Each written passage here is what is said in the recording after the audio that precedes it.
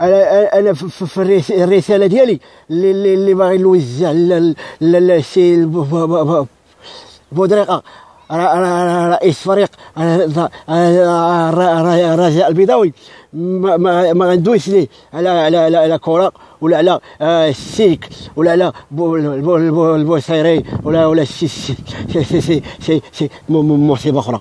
انا غندوي ليه على بن شيخه. سي داك الشيء اللي كانوا دايرين عليه في دكاله، خلى الجزائر يبدلوا السوفه ديالهم فينا على بوز. كانوا غيحلوا الحدود، الساعه راهم باقي مسدودين.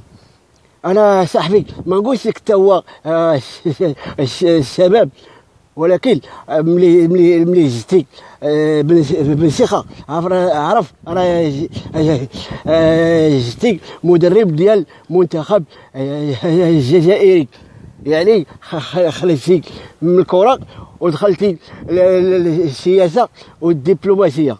هذيك العقليه ديال السكاره وفلوس هذوك ديال في بوغيس، هذاك الشيء اي طاشرون يديرها. انت دبلوماسي، وخاصك صاحبي تكون دبلوماسي وتفكر وعقلك هنا، ماشي في السكاره.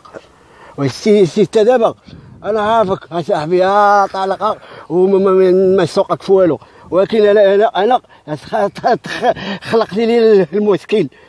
ودابا ملي فيق بوتفليقه من الغيبوبه ويسول على بن شيخه، ولا قالوا لي زراو عليه.